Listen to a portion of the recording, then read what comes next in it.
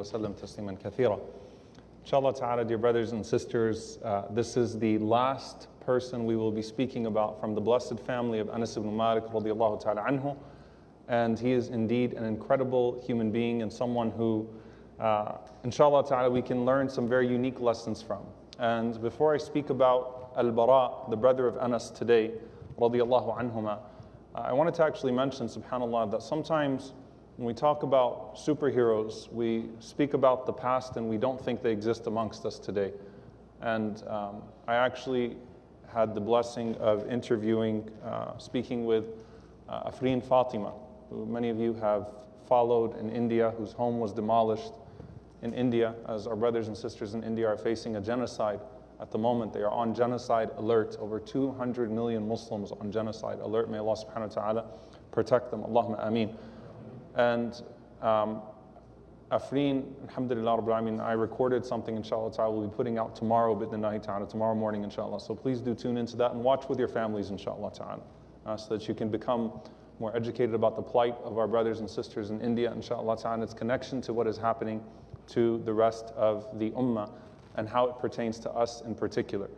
So inshallah ta'ala, that will be tomorrow. This will be the last lecture of the first that we do before the Hijjah, inshallah ta'ala, and then we'll break for about a month, inshallah ta'ala, and start back in August, bi'idhnillah. We're on episode 80, alhamdulillah. Some of you have been here from the start, alhamdulillah rabbil alameen. So we're on episode 80 now. May Allah subhanahu wa ta'ala allow us to continue to live with these blessed people in our memory and in our hearts, and also to follow in their footsteps. Allahumma ameen. So today we're talking about Al-Barāʼ ibn Mālik ibn al-Nadr radiyallahu ta'ala anhu, the brother of Anas ibn Malik radiyallahu ta'ala anhu, Al-Barāʼ. Now, how many of you have heard the name of Al-Barāʼ before in the seerah of the Prophet ﷺ? How many of you have heard this name Al-Barāʼ? Not many of you, it seems. But when you hear the name of Al-Barāʼ, it's actually very important. It's not talking about this Bara. Okay? Al-Barāʼ, when it's spoken in hadith literature or in the seerah of the Prophet ﷺ, it's referring usually to Al-Barāʼ ibn Āzib radiyallahu ta'ala anhu, Al-Barāʼ ibn Āzib, who's a much more famous Bara, or Al-Barāʼ ibn Ma'rūr. Al-Barāʼ ibn Āzib or Al-Barāʼ ibn Ma'rūr. This brother of Anas ibn Malik actually has no hadiths narrated to him. Okay, so he's actually not very famous at all. There is not much narrated about Al-Barāʼ ibn Malik radiyallahu ta'ala anhu. However, what is narrated about him is so unique and gives us some pretty unique lessons, bi'idhnillahi ta'ala, that we can take. So this is a different Bara than the one that you will hear in the books of hadith, including sometime Al-Barāʼ ibn Āzib narrating from Anas ibn Malik. Okay, may Allah be pleased with them all.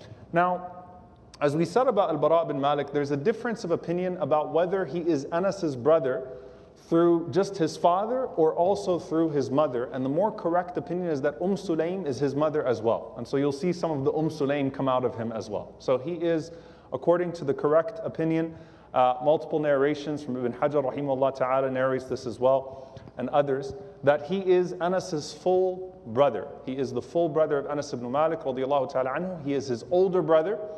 Therefore, his mother is also Sulaym radiyallahu ta'ala anha, who we learned so much about. And inshallah ta'ala, what you'll see today of that spirit of sacrifice also is just a unique manifestation of the children of Sulaym radiyallahu ta'ala anha.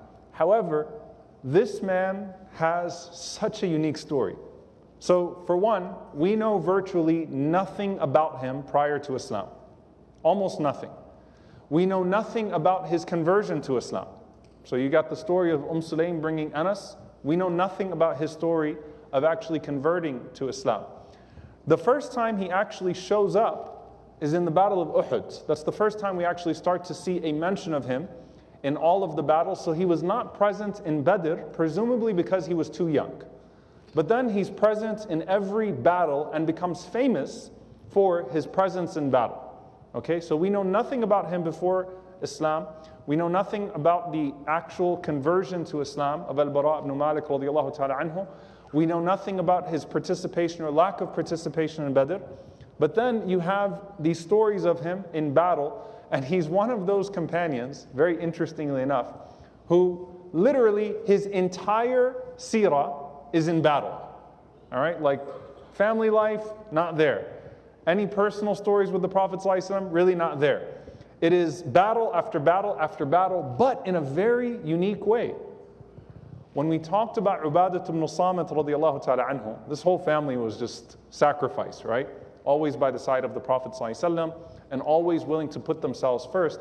The description of Ubadah ibn Samit radiallahu ta'ala anhu was what? Tall, dark, handsome, strong, imposing features. When he walked into a room, everybody was quiet when Ubadah ibn Samit walked into a room, right? He had hayba.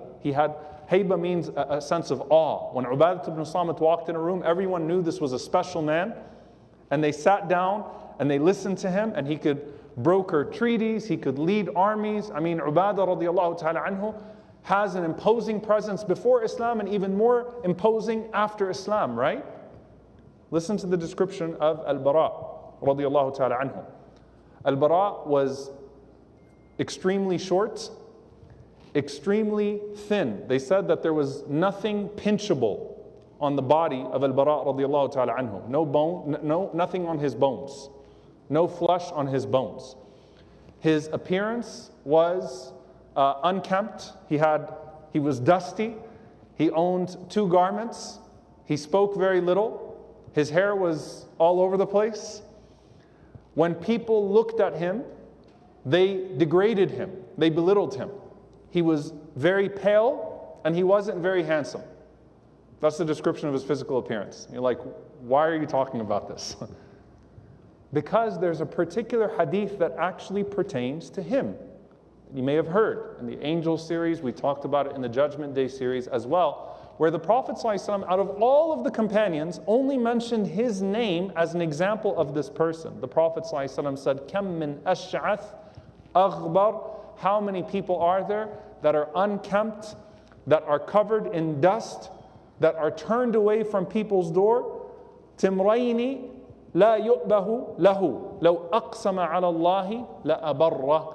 He only owns 2 garments and no one pays any attention to this person, meaning people would belittle and degrade this person. They would think he's a nobody in society. He looks like a peasant. He doesn't have anything physically that gives him a sense of dominance in society. But that person is so special. لو أقسم على الله لأبر. لو أقسم على الله لأبر means it's not just the person who's mujabu da'wah, who has answered du'as. It means that that person has reached a position with Allah subhanahu wa ta'ala that when they take an oath upon Allah, they know that Allah will fulfill their oath. They're so close to Allah, they have exceeded in the ranks so much that when they say, Ya Allah, I ask of you this, Allah subhanahu wa ta'ala does because of where they are in terms of their rank. The Prophet ﷺ said, Minhum al-Barāʼ ibn Mālik. He pointed to al-Barāʼ ibn Mālik radiallahu anhu and said, in my ummah, that's al-Barāʼ ibn Mālik. In another narration, the Prophet ﷺ mentioned these people, right? And this was something the Prophet ﷺ consistently does. He's asking the companions when they see someone pass by. Prophet ﷺ says, what do you say about this person? They said, Ya Rasulullah, this person's honorable. If he speaks, we all listen. If he intercedes, his shafa'ah, his intercession is accepted. The guy could propose to anyone for marriage. He would be married. And then another person passed by, and the Prophet ﷺ said, what do you say about this person? I said, Ya Rasulullah, this person's little, nothing. If he speaks, no one listens to him. If he intercedes, no one cares for his intercession. And if he proposes for marriage, he's not going to be able to get married. And the Prophet ﷺ said, that person is better than an earth full of that person. That person that you look at and you degrade and you think is a nobody is better in the sight of Allah subhanahu wa ta'ala than the earth full of that person that you just showered with praises. Meaning even Ubadah ibn Samit radiallahu ta'ala anhu, what made him beautiful was his Islam, his character, his faith, and that's where all of that came in. All the other stuff would have been nothing. Abu Jahl also was a big, strong, handsome man, right? But his rejection of faith and the ugliness of his character made him ugly in the sight of Allah subhanahu wa ta'ala and debased and degraded to the Muslims and for history, right? So the only person that the Prophet ﷺ names as an example of this type of person is Al-Barāʼ ibn Mālik radiallahu ta'ala anhu. He's not eloquent. He's not someone who's going to be in the prestigious gatherings. He's someone who would be belittled before Islam. He's not someone that particularly has, an attractive appearance. He's not someone that looks very strong. But subhanallah, لَوْ أَقْسَمَ عَلَى اللَّهِ لَأَبَرَّ. He is answered in his dua. The man says Allahumma and Allah answers him. And subhanallah, for that reason, you don't find any. You have over 1,000 of his brother Anas ibn Malik radiallahu anhu saying that the Prophet ﷺ said this and that. You don't find a single one from Al-Barāʼ radiallahu ta'ala anhu. Not one. Despite Sulaym radiallahu ta'ala anha, despite Anas ibn Malik radiallahu ta'ala anhu, not one of Al-Barāʼ radiallahu ta'ala anhu saying, I heard from the Prophet ﷺ this, I heard from the Prophet ﷺ that. The only two words the man knew was Allah and Jannah, right? They said that, this is a description of him in one of the books, is that لا يعرف إلا الله والجنة. Allah and Jannah. I love Allah and I want Jannah. Which shows you, subhanallah, that when you're reading in the history of these people, you don't always have to be this perfect mold of a hero. Heroes come in different shapes and colors and sizes, and in different levels and classes and status. And this man that we're about to celebrate is indeed that person, radiyallahu ta'ala anhu. However, there is something about Al-Barāʼ radiallahu ta'ala anhu as well, is that his appearance was not just deceiving in that you might think he's not special, but he's actually incredibly special in his relationship with Allah. The man was incredible in battle. I was going to say he was a beast. I don't want that to be misinterpreted. Who knows who watches this lecture later on and they don't understand this language. But when he was in battle, he was something else. Al-Barāʼ radiallahu ta'ala anhu, and the fact that his enemy would underestimate him, like you see Ali radiallahu ta'ala anhu coming, and Omar ibn Khattab radiallahu anhu coming. The description of Ali radiallahu anhu is that if you took two hands and you put them around his bicep, your fingers would not connect. That was the strength of Sayyidina Ali radiallahu ta'ala anhu. So you're talking about Az-Zubayr and you're talking about these companions. They saw Al-Barāʼ in the battlefield like, oh, piece of cake. He was not a piece of cake in the battlefield. The man was so courageous that he single-handedly will win battle after battle after battle after battle. Part of the reason why is that the enemy always underestimates him. So the Prophet ﷺ tells the Muslims, don't underestimate Al-Barāʼ radiallahu ta'ala anhu. As for the enemies, they're going to be in trouble every time Al-Barāʼ radiallahu anhu shows up on the battlefield, because they're going to think something of him and then he's going to just wreak havoc on the battlefield. That is his reputation, as we will see, in a very unique way. Now, just from a technical perspective, some of the few narrations that we have of him, as we said, Uhud onwards, Al-Barāʼ is in every single battle. Okay, he's also one of those who attended Bay'atul Ridwan, the pledge under the tree, which are the people that Allah mentioned that He is pleased with, the companions that Allah mentioned that He is pleased with, the people who attended Bay'atul Ridwan. He is one of the people that did not flee from the Battle of Hunayn. There were very few people that did not flee from Hunayn. Al-Barāʼ radiallahu anhu was one of those handful of people that stayed with the Prophet ﷺ in the Battle of Hunayn and did not flee. He was the person that would sing to the camels on a journey. All right? Now this is very interesting, because some of you are like, what are you talking about? And I don't want you to sing to your cars, all right? But when you go on these battles, right, these expeditions, you've got to also tend to the camels, right? And the camels had a particular tune. So you had to know the tune of the camels. Camels are very smart and intelligent animals, by the way. Right? I remember when I first moved overseas, they're like, don't mess with a camel because they'll find you 10 years later, find out where you live, and they'll do something to your house. I was like, all right, I get it. The Bedouins understood. So he was the person who, when he would go out with the Prophet ﷺ, he would be in charge of singing to the camels. Okay? And Anas radiallahu ta'ala anhu says, أن البراء ibn Malik radiallahu ta'ala anhu كان يحدو بالرجال وكان أنجش يحدو بالنساء. There's another name that's very famous, Anjasha radiallahu anhu. So Anas says that when we go out on a journey, Al-Barāʼ would tend to yahdu, meaning he would sing to the camels that were carrying the men, and Anjasha radiallahu anhu would sing to the camels that were carrying the women. And they both had beautiful voices. Okay, so Al-Barāʼ radiallahu anhu had a beautiful voice, Anjasha had a beautiful voice, and that's the famous hadith the Prophet ﷺ said, Ya Anjasha, ruwaydaka sawqaka bil qawarir. Anjasha, take it easy with the camels that are carrying these precious vessels, qawarir. He's talking about the women. Why? Because if the camels sped up, Anjasha had such a voice that if he made the camels go too fast, he could make the women fall off of the camels. Okay, that's the sharh of this hadith that seems to make the most sense. There's a long discourse here that I don't care to get into right now, but it just shows you, at least you can imagine this person. He's in charge of keeping the camels motivated, because you got to keep your animals motivated. It's like giving premium gas or unleaded gas to the car. You've got to have that guy. So the Prophet ﷺ used to take him for that purpose, and there are other narrations from Anas radiallahu ta'ala anhu that suggest that he would sometimes be the only person that was in charge of all of the camels in a battle. Now, what is his most famous feat?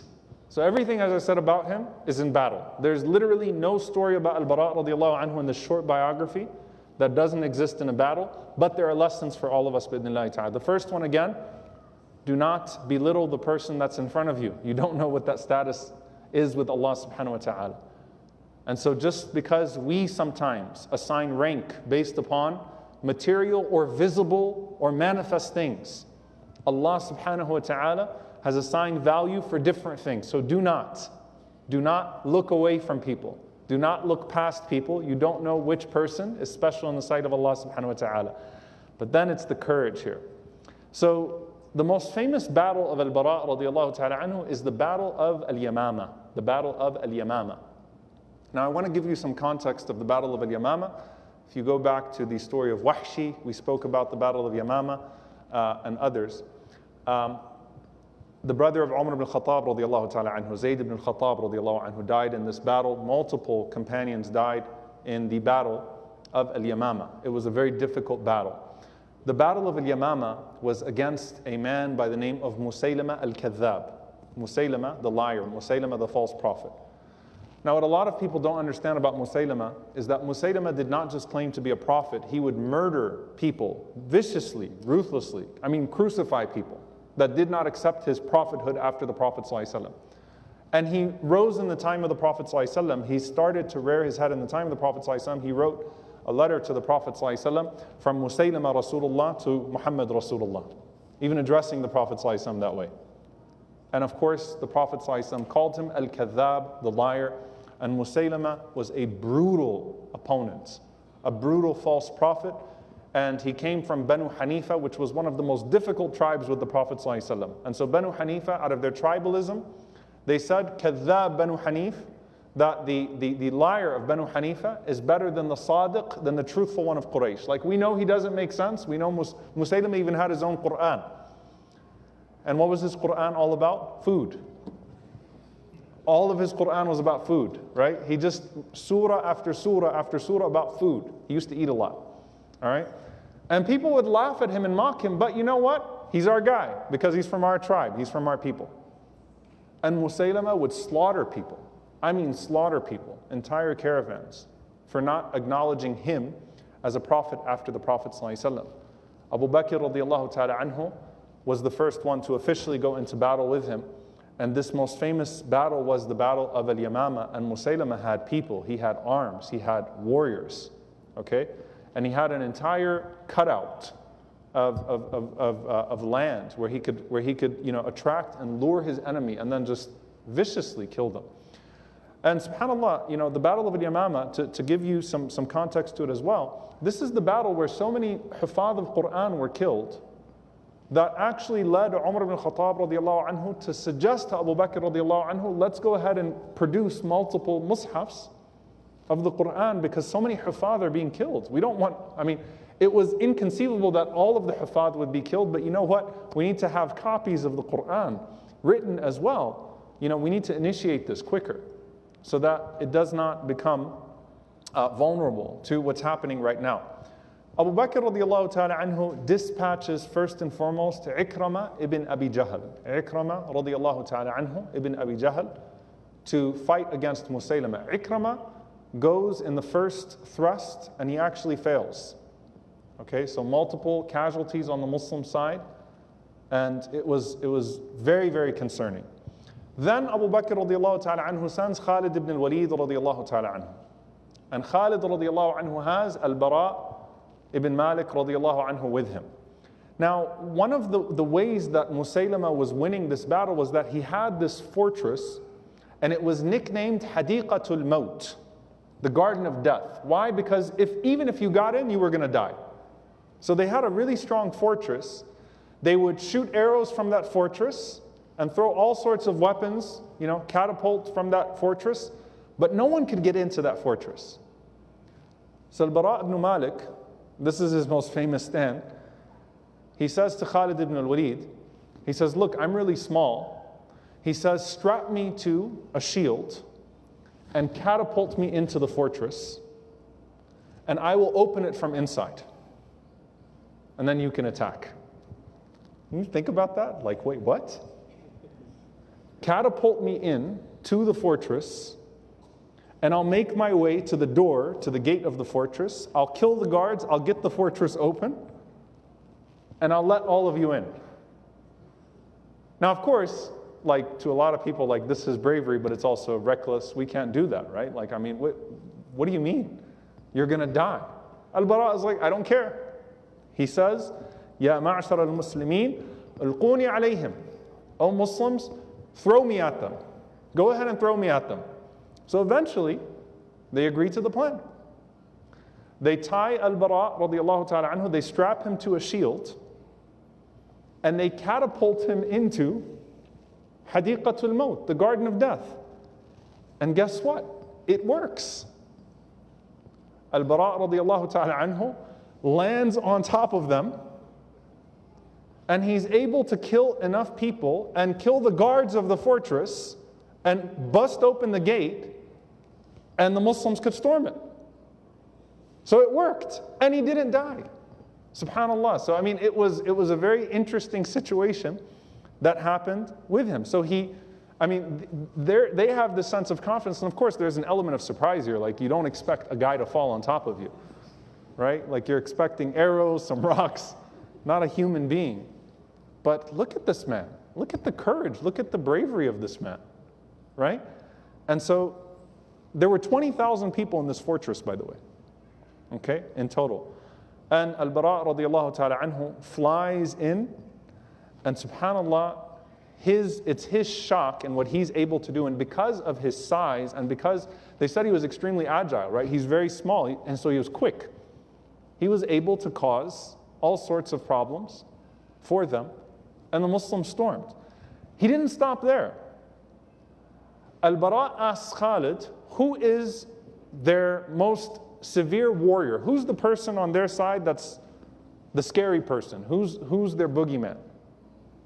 And his nickname, Musaylama had a man by the name of his nickname was Himar al-Yamama, the donkey of Yamama. Huge guy, used to duel with people. I know this sounds like a movie, but it's actually history, subhanAllah. Himar al-Yamama, he said Himar al-Yamama. That there's this man, that Musaylama's right-hand man, basically his personal bodyguard. Musaylama's personal bodyguard was this gigantic man that they called Himar al-Yamama. His name is actually not mentioned, just the donkey of Yamama. So Al-Barāʼ said, after I let you all in, I'm going to go to him. I'm going to find him. And subhanAllah, he shows up. Musaylama is behind Himar al-Yamama because Musaylama was a coward, right? Our Prophet ﷺ used to be in the front. Musaylama is all the way in the back, hiding behind his man, his guy. Al-Barāʼ walks up to him. The guy thinks it's a joke. You? And Al-Barāʼ, by the way, I'm just going to be real here. This history is kind of bloody. He literally chops him down and kills him. Okay? Single-handedly chops the man down and kills him. Musaylama is taken by surprise. That gave the opening to Wahshi to throw the spear at Musaylama al-Kadhdhab. And as we said, Wahshi, who killed Hamza radiallahu anhu and then repented, became Muslim, he said, I killed the best of people with the spear, and the same spear that he killed the uncle of the Prophet ﷺ with. He said, قَتَلْتُ خَيْرَ النَّاسِ, I killed the best of people, and he said, قَتَلْتُ شَرَّ النَّاسِ, I killed the worst of people. This is my tawbah to Allah. I took out Hamza, I'm going to take out Musaylama al-Kadhdhab. So it was Al-Barāʼ chopping down Himar al-Yamama, the personal bodyguard of Musaylama, that opens the way for this to happen, according to multiple documents of this, but it's not like he wasn't hurt. Al-Barāʼ radiallahu ta'ala anhu, I mean, he's the hero of this battle in multiple ways. People spoke about him and they sang his praises from this battle. Al-Barāʼ radiallahu ta'ala anhu, they said that he was wounded with over 80 wounds in the battle of Al-Yamamah, but he did not die. Over 80 wounds he suffered, but he did not die. They said half of them were arrows and half of them were swords. I mean, but the guy was cut up everywhere. SubhanAllah, somehow he survived it. And look at the honor of him. Khalid ibn al-Walid radiallahu ta'ala anhu stayed with him for an entire month to nurse him and to take care of him, because Khalid radiallahu anhu attributed the victory of Al-Yamamah to him. So you talk about a pretty significant stance from Al-Barāʼ radiallahu ta'ala anhu, and we're just getting started, by the way. But that's his most significant stance. I mean, just this idea of the way that Allah subhanahu wa ta'ala created different people for different things. That's what he did, radiallahu ta'ala anhu. And Khalid radiallahu anhu loved him so much and honored him so much, he spent a whole month with him, nursing his wounds, taking care of him, and thanking him for what he did in the battle of Al-Yamamah. Now, Umar ibn Khattab radiallahu anhu becomes Khalifa. All right? Now you're going to hear something really, really interesting. Shouldn't this guy be a commander? Shouldn't this guy be an army general? I mean, he's this heroic, he's this brave. Shouldn't he be in charge of a big army like Ubadah radiallahu ta'ala anhu? What do you think? Umar is a wise man, right? Umar ibn Khattab radiallahu ta'ala anhu, when he becomes Khalifa, he sends a letter to all of his governors, أن لا تستعملوا البراء على جيش من جيوش المسلمين. Do not use Al-Barāʼ as a commander of any army from the armies of the Muslims. Why do you think that is? I actually want to hear some, yeah. He's a bit over the top. Umar radiallahu ta'ala anhu, he says, فَإِنَّهُ مَهْلَكَ. I mean, that's what he writes. He says he will get people killed. He's courageous, he's brave, but he can't lead an army. Because if he leads an army, then he might project his own courage and his own bravery on everyone else behind him. And the general has to kind of be a strategist, right? He's got to play things a little bit slow at times. Al-Barāʼ had one speed, He just went. And so Umar radiallahu ta'ala anhu, again, so interesting, subhanAllah, Umar radiallahu anhu says, no one use him as a commander of any army, because you'll be leading them to destruction. Keep using him, and he praised him. He says, keep using him, as a soldier. He's the best soldier that you can possibly have, but be careful with him. Because if he's leading a battalion, if he's leading an army, he's going to get people in trouble. He's going to get people killed, which shows you, subhanAllah, by the way, the wisdom of Umar al-Khattab radiallahu ta'ala anhu. Umar is radiallahu anhu, you could write books of leadership from Umar al-Khattab radiallahu ta'ala anhu, right? And people have. Just his foresight, his vision, his wisdom, his balance, his understanding of circumstances, the way he's able to steer the Muslims through famine and plague and through the Romans and the Persians and all types of things. Umar radiallahu anhu, how he handles policy on the inside and on the outside, right? His domestic and his foreign policy.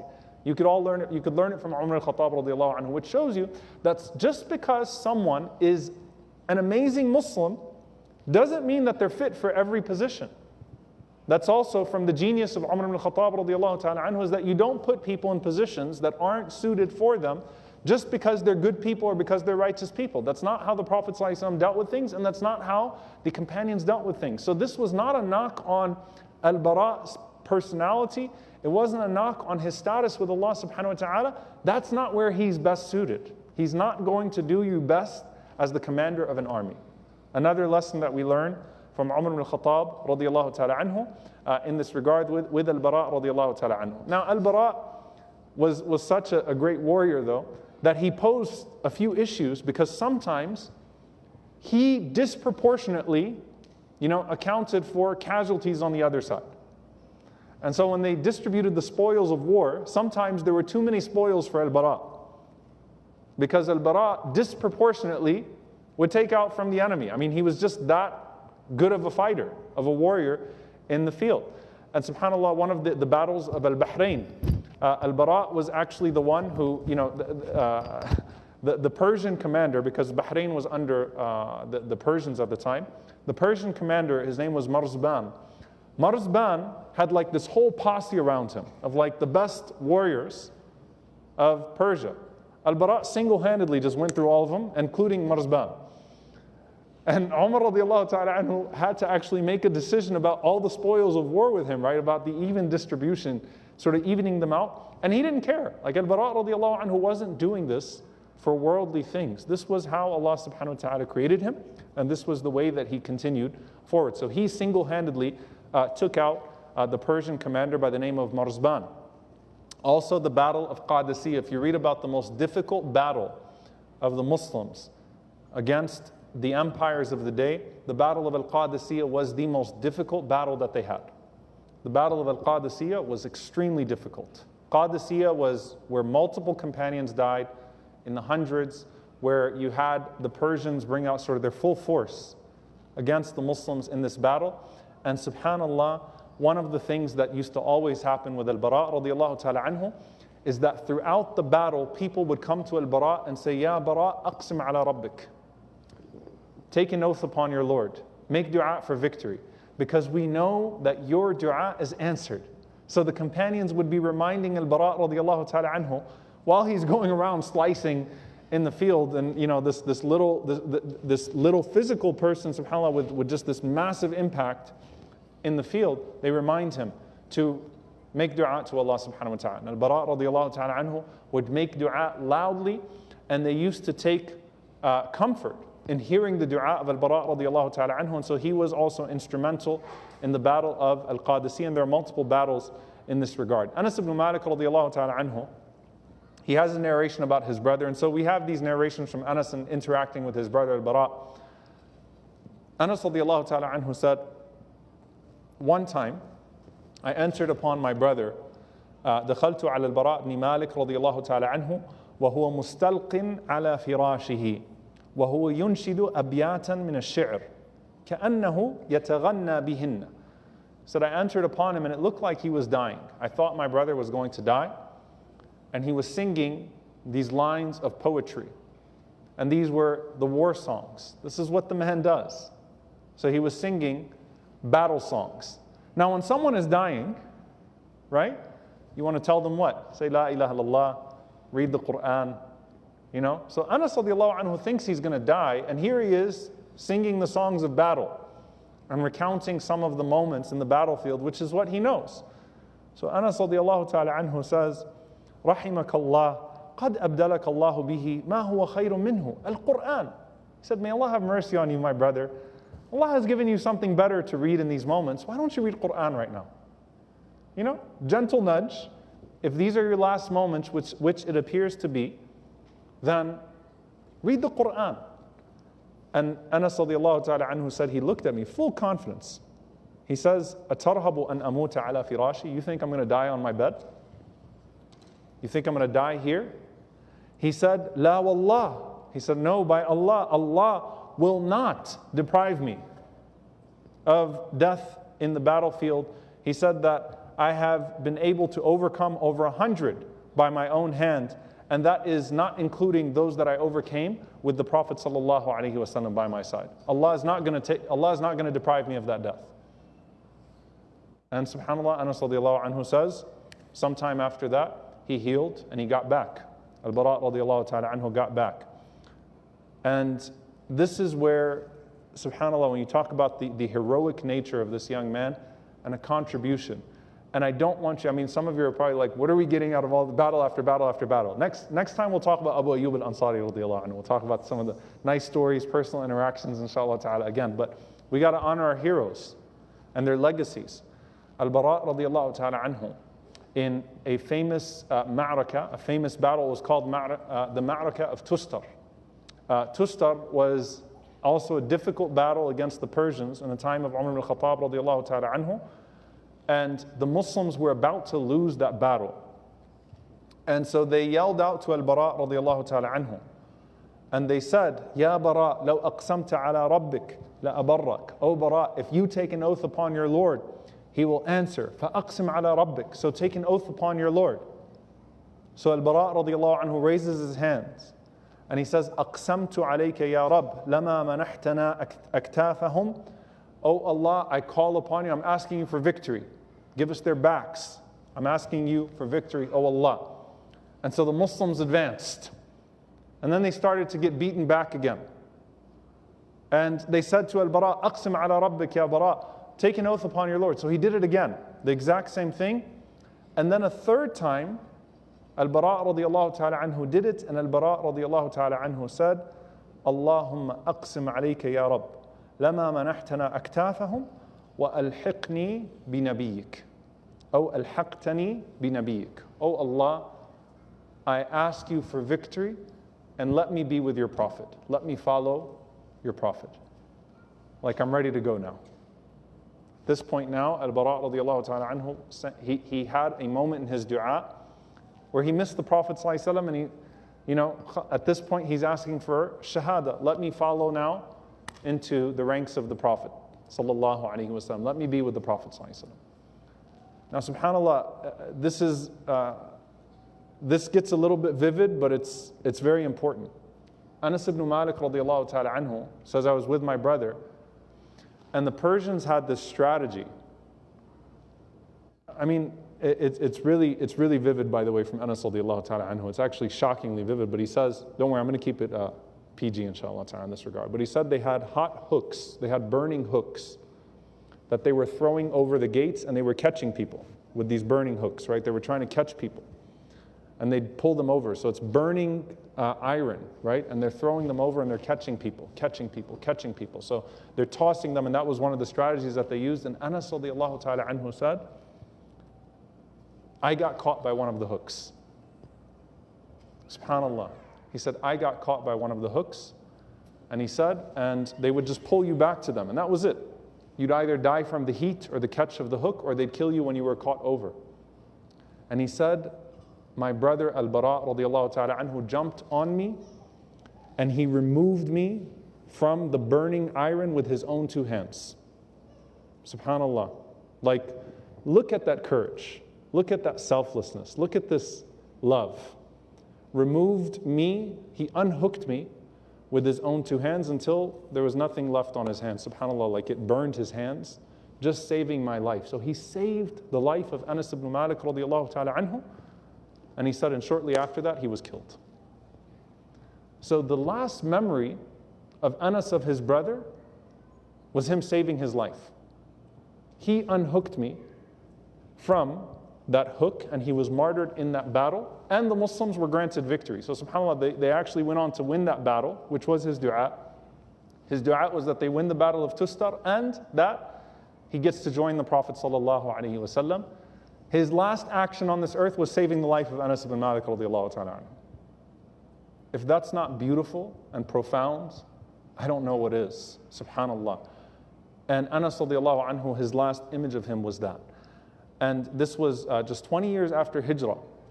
And I want you to just think, subhanAllah, about this. Again, you don't have hadiths from Al-Barāʼ radiyallahu ta'ala anhu. You don't have 1,000 hadiths from Al-Barāʼ.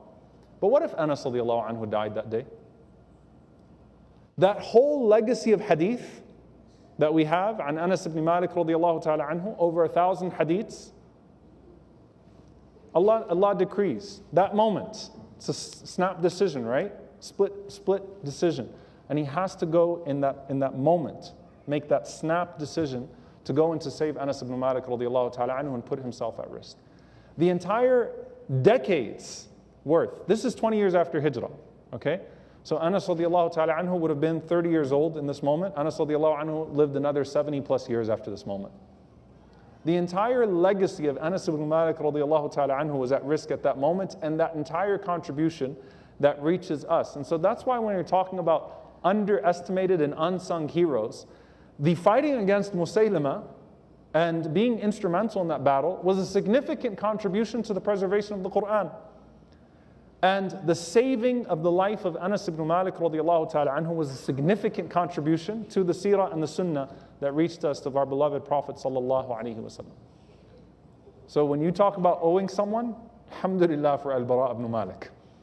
Alhamdulillah for that moment where Allah Azza wa Jal inspired him to save the life of Anas ibn Malik radiyallahu ta'ala anhu, to where he got to go join his Prophet ﷺ as the shaheed that he wanted to be, and he left behind us Anas radiallahu anhu, who would tell us everything we wanted to know about the Prophet ﷺ for 7 decades after. Alhamdulillah for that contribution. May Allah subhanahu wa ta'ala reward Al-Barāʼ radiallahu ta'ala anhu and be pleased with him. May Allah azza wa jal be pleased with him. May Allah subhanahu wa ta'ala join us with the companions, with the family and our beloved Prophet sallallahu alayhi wa sallam in al-Firdaus al-A'la. Allahumma ameen. Jazakumullahu khairan. Inshallah ta'ala, I will go ahead and take questions, inshallah. Yes.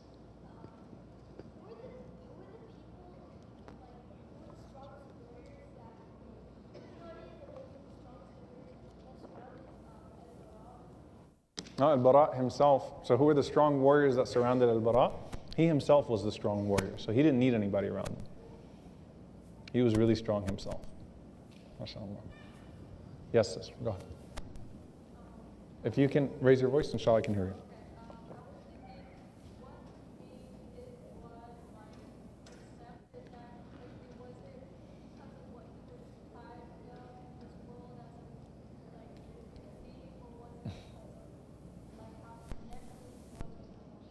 Excellent. What made his dua accepted? You know, like what made him so close? We don't know. Clearly, I mean, these acts of courage, there's something special being generated inside of him, right? But that's actually the point that the Prophet ﷺ is making, is that so many of the awliya, so many of those people that are close to Allah, they're protective of their relationship with Allah. They're so protective of their relationship with Allah, like you wouldn't assume anything of them. And especially if they have an unassuming presence in society, they're very quiet. He's very quiet, right? I mean, not a single hadith where Al-Barāʼ spoke up in a gathering. Al-Barāʼ, Allah, Jannah, call me when it's battle. That was his life. It's incredible, subhanAllah. Like, I'm not interested in anything else, just call me when it's time for battle and I'll be that guy. But the fact that he's so unassuming, the Prophet ﷺ is saying, you don't know the relationship that man has with Allah. And with the awliya, many of them are silent because of how much they talk to Allah. They're enjoying their conversation with God, and the more that you enjoy your conversation with Allah, the more that you tend to find conversation with people not being very satisfying.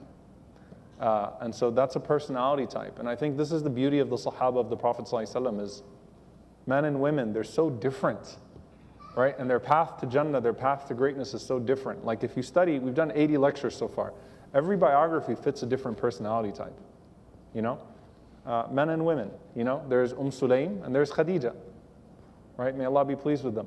There's Anas and there's Al-Barāʼ. These are two brothers that are, I mean, from the same mother and father, and subhanAllah, very, very different people. Like Anas radiallahu anhu and Al-Barāʼ radiallahu anhu have like entirely different trajectories. There's nothing really narrated about Anas radiallahu anhu in the battlefield. That wasn't his thing. He was Khadimu Rasulillah sallallahu alayhi wa sallam. He was in the service of the Prophet sallallahu alayhi wa sallam in life and in death, subhanAllah. But that was Anas's path to Allah subhanahu wa ta'ala. So may Allah be pleased with all of the companions. Yes, sister.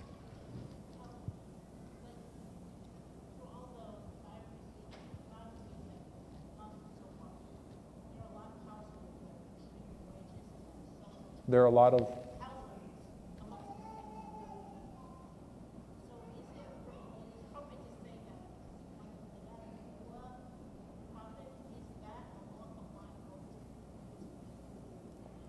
Can you repeat the question? I'm sorry. One of the. There we go. This helps. Alhamdulillah. You got the mic now, so. Oh. Yeah. All right. Thank you. Could it be considered one of the dalal nubuwwah that Allah combined these people, these very special households, to be the companions of the Messenger of Allah? Because Yes. we haven't seen anything like that after his time. Yes.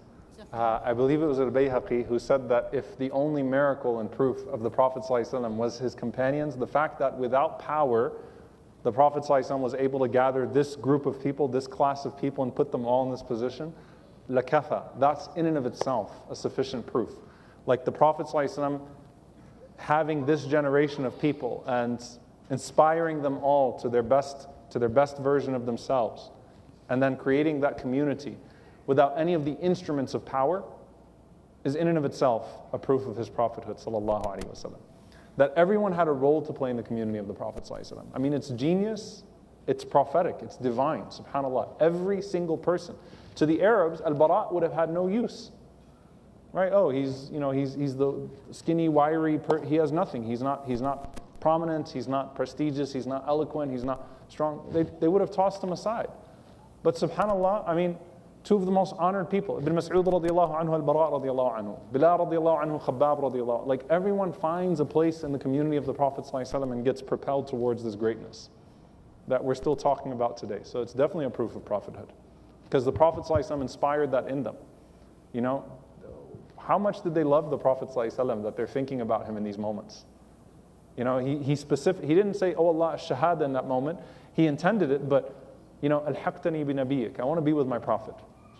And so, while you have all these loving hadiths of Anas radiallahu anhu talking about Rasulullah sallallahu alaihi wasallam, dreaming of the Prophet sallallahu alaihi wasallam every night, Al-Barāʼ radiallahu anhu had it deep in his heart. He just didn't talk about it. It was something that he had in his heart, and when that moment came, Ya Allah, I want to be with the Prophet. And Allah granted him that. Jazakumullah khair. All right, any brothers' questions? Yeah. Can you raise your voice? Do we know anything about his childhood? Zero. When I talk about like this was a hard lecture to prepare, this was a hard lecture to prepare. Because when you search Al-Barāʼ in any database, you get Al-Barāʼ ibn Āzib, Al-Barāʼ ibn Ma'rūr. He's not even in some of the books in this regard, right? You have to scrap pieces, and I could not find anything about his childhood. To the point that we don't even know if Sulaym is his mom. I mean, if that's not obscurity, subhanAllah, I mean, we don't even know for a fact, though it seems to be the case, that he's Anas's brother both through mother and father. Jazakumullah khair.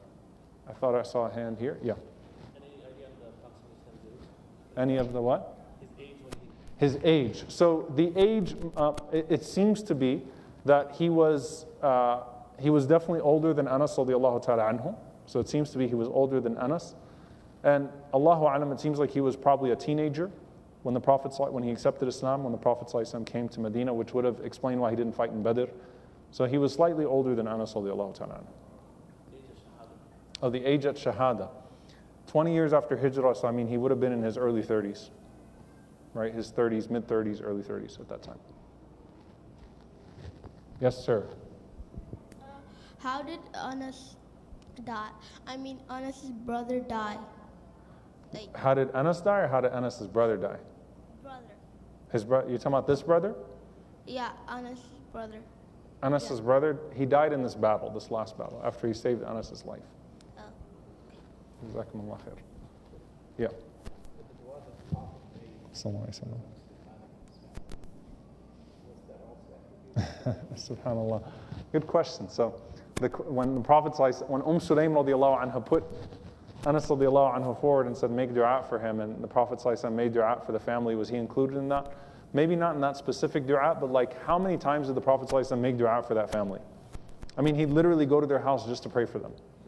So that whole family is blessed. And subhanallah, like you can't disconnect like what was nourished and nurtured in these people. Like when I told the story of Sulaym radiallahu anha, I saw somebody like, whoa, wow, that level of selflessness is like unheard of. It's too much almost, right? It's a level of sacrifice that we're not accustomed to. It's like the ultimate manifestation of the Ansar. Look at her sons. Look at her sons. You know, subhanAllah, look at her kids and what they do, how they live. So there's something to be said about the DNA and the dua that gets transferred here in this family. And this is another fruit of Sulaym radiallahu anha. That's how she taught her kids, right? That's another fruit of Sulaym radiallahu ta'ala anha with her child. And may Allah make him, you know, from her scale. Yes. Yes, Al-Barāʼ ibn Mālik was older than Anas ibn Malik. Great question, Abdullah. Jazakallah khair. Yes. So you talked about the battles that he won. Is there any battles that he lost? Or? He never lost a battle. By the way, like it's battle after battle after battle. He never lost. And the Muslims knew when he was there they weren't going to lose. It was sort of understood. His dua was going to get them through. And then his antics would get them through, you know. But subhanAllah, you know, it's one of the beautiful things about him. I'll take one more question, inshallah, from the sisters maybe. Or, yeah. Basically, how can we motivate current generation to take a leap from this kind of heroes, apply it to today's world? How can we So, yeah, what lesson do we take? I'm telling you, subhanAllah, like there are people in our midst. This young sister, Afreen, she's 22 years old. 22 years old, her father is in prison. She watched her house destroyed.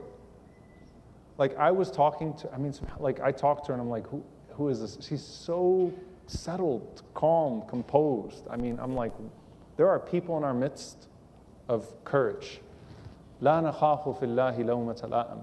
Don't fear except Allah subhanahu wa ta'ala. Don't fear the blame of the blamer or the tyranny of the tyrant or the oppression of the oppressor or the backbiting of the backbiter or the slander of the slanderer.